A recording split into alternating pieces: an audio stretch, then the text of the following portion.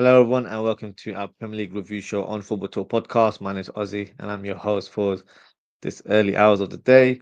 We've got eight fixtures to review in Match Week 29.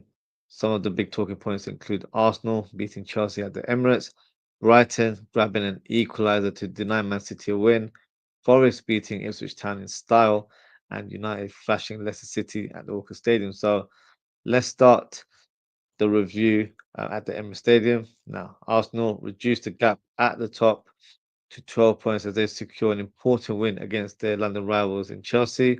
So let's discuss the key moments of the game. In the first half, Arsenal were the more aggressive team, producing a number of efforts on goal. You had Trossard going very close to hitting the back of the net with a cloud effort that just missed the target. Then Cole almost scored an own goal, but thanks to Sanchez's reaction, he denied that from happening. Declan Rice was also very close to scoring with his long shot that just missed the post. But then moments later, Arsenal managed to break the deadlock through a corner kick. Surprise, surprise. Odegaard hits the set piece towards the near post, and Marino produces a fantastic header to flick it behind and over the keeper to find the back of the net. Chelsea applied pressure as Cucurella hits a shot towards goal. Raya attempts to catch the ball, but makes a complete hash of it. So much so, the ball almost creeped into the back of the net. You can see Raya's reaction after that moment as he breathed a sigh of relief as he knew he got very lucky there. Moreno had the chance to score his second goal of the game, but he was denied by a good save from Sanchez. And that's the end of the game. So Arsenal secured a must-win fixture, in my opinion, after they had two back-to-back draws. 12 points is the difference now at the top. Big question is the title race back on, or is it still advantage to Liverpool? For me, Liverpool have one hand on the Premier League trophy. My stance hasn't changed. Yes, Liverpool have not had the best of weeks after losing to PSG in the Champions League and losing to Newcastle in the Carabao Cup final. But despite that, the team are still the ones to beat. Let's not forget, Liverpool have only lost one game in the league this season. Liverpool are not involved in any other competition, so their sole focus now is the league. The squad will be playing once a week, which hasn't been done for most parts of the season. The players can now be managed better, rotated if required, but at this stage that might not be necessary as there's more recovery time for the players, so Anslot can now field his strongest lineup for the remainder of the season, which is 9 games. So, as a Liverpool fan, I'm absolutely disappointed with what's happened in the past week. Some of our fans are making a mockery of Liverpool as we went from pursuing a quadruple to only challenging for one title. But let's make this clear. Even though we are challenging for one title, this is the big one, the creme de la creme, the Premier League trophy, the one that will equal Manchester United's record of 20 league titles. This is going to be a historic moment for Liverpool, so don't let anyone tell you otherwise. Enjoy the remaining fixtures, and I really hope we end the season in style. That will cap off a great debut season for Arne Slot. Now, on to the next fixture. Brighton versus Man City. Brighton deny Man City from walking away with all 3 points lit in the game. So let's go through the goals. Mamouche is fouled inside the box, penalty awarded for City. Haaland steps up and finishes clinically to take the lead. Brighton then equalise as Estupinen scores directly from a free kick, posting in and pretty much surprises the goalkeeper who was Ortega. Mamouche then extends the lead for City with a fantastic strike from outside of the box. But unfortunately for City, they concede an equaliser through a Kusanov on goal. City remain in fifth place, but only 1 point behind Chelsea, who are currently fourth. So the race for the top four will go to the wire, in my opinion. So, guys, let me know in the comments who you think will claim the fourth spot at the end of the season, because right now it's still quite unclear as to who will finish within the top four. Next fixture. Ipswich Town versus Nottingham Forest. Forest produced back-to-back wins after smashing Ipswich Town 4-2. Milinkovic opens the scoreline with a striker's finish. What a goal that was from the defender. Elanga extends the lead with a great run and finish in the bottom corner. That doesn't stop him from scoring his second goal as he finished a one-on-one opportunity to make it 3-1, 3-0, sorry. And then Ipswich fight back with just scoring a goal from the edge of the box to make it uh, 3-1 at the time. And then Jota Silva scores a defining goal from a counter attack. And then George Hurst gets a consolation goal in the end with a header for Ipswich Town. Forest continue their quest for securing a top four finish, currently in third place and only 4 points behind Arsenal. Rather than Arsenal fans saying they're going to challenge for the title, they need to focus on themselves and what's behind them. And second place is not secured, in my opinion. Next fixture, Leicester City versus Manchester United. United claim another win against a team that has lost 5 games on the bounce prior to this fixture. Hoyland opens the scoreline for Manchester United with a right-footed finish.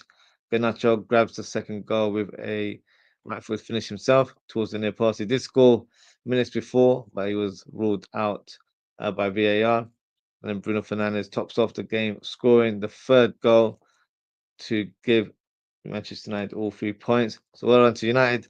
They have now moved up to 13th in the league title. In the league, they're not involved in any title. Next fixture, Fulham versus Tottenham. Fulham produced a fantastic win as they continue to climb up the table and finish in a European place. Muniz opens the scoreline with a place finish. Sessegnon got the last laugh as he scores a thumping shot against his former club to throw a dagger in the heart of Tottenham fans who certainly expressed their frustration after speaking to some Spurs players after the game. Fulham now move up to 8th in the league. Spurs, unfortunately, have dropped to 14th in the league. Now, in other games, you've got Bournemouth versus Brentford. Brentford claim a huge win against Bournemouth at the Fortress that they call Vitality Centre as they record their 5th away win in a row. Bournemouth, in fact, opened the scoreline with a Tavernier header, great cross by Kirkus with the assist. Brentford respond with a leaping header from Wissa to equalise. Then Norgard gets the winning goal with a volley to secure the 3 points for the Bees. Next fixture, Everton versus West Ham. The points are shared at Goodison Park as the team ends 1-1 between Everton and West Ham.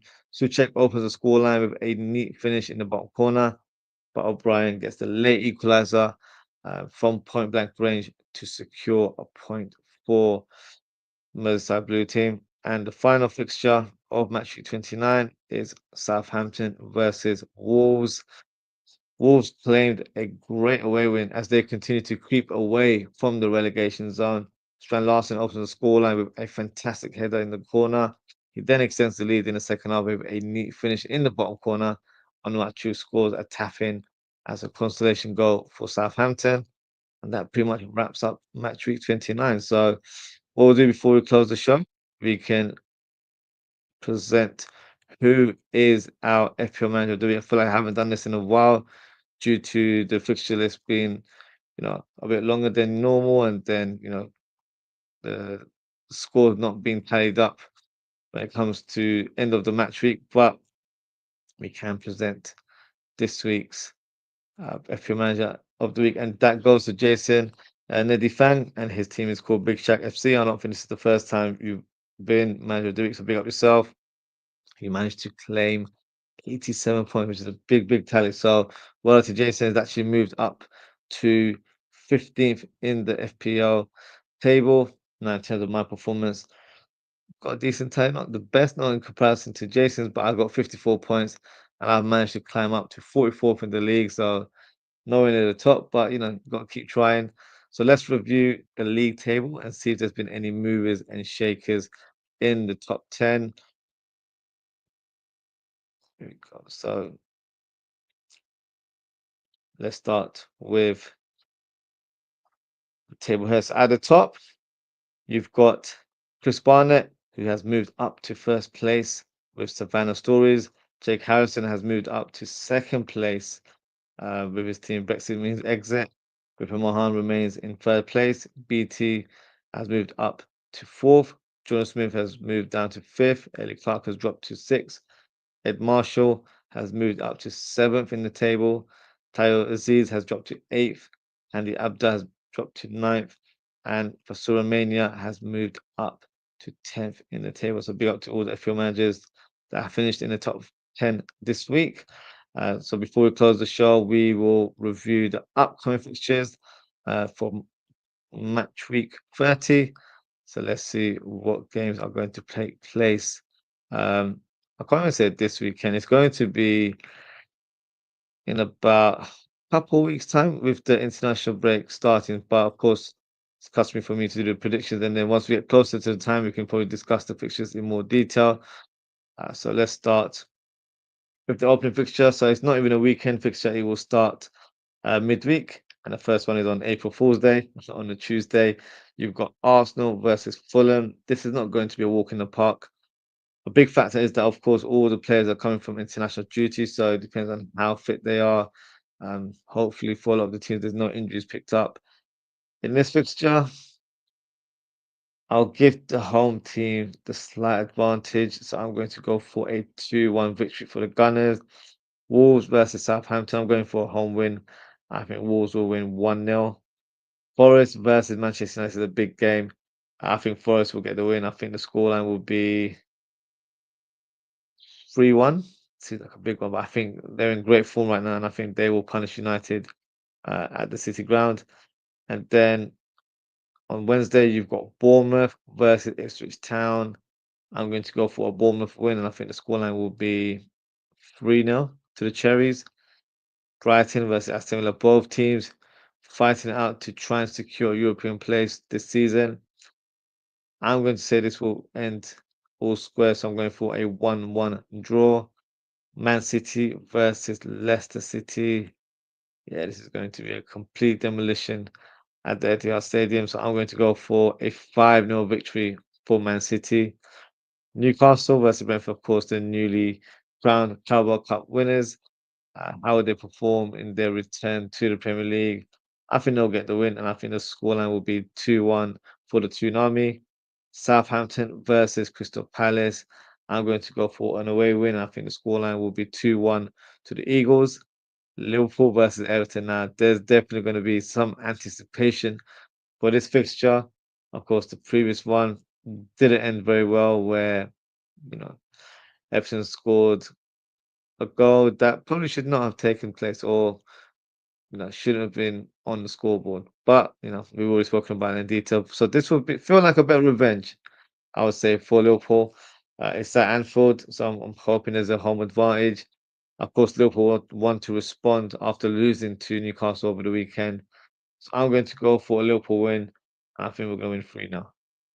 And final fixture of match 30 is Chelsea versus Tottenham. All London affair there. I'm going to go for a Chelsea win. I think the game will end 2-1 to the Blues. So that is my prediction for match 30. And that is also the end of the show. So thank you to everyone for tuning in. If you haven't already, please don't forget to like, comment, share, and subscribe to the channel.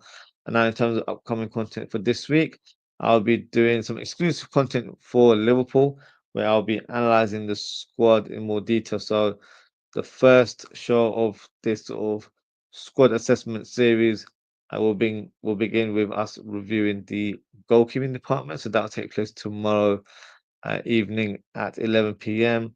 And then on Thursday, I'll be reviewing the defense to see how the squad is looking right now and present some potential targets that I feel like Liverpool should be looking into in this summer window. So feel free to get involved with your suggestions in the live chat.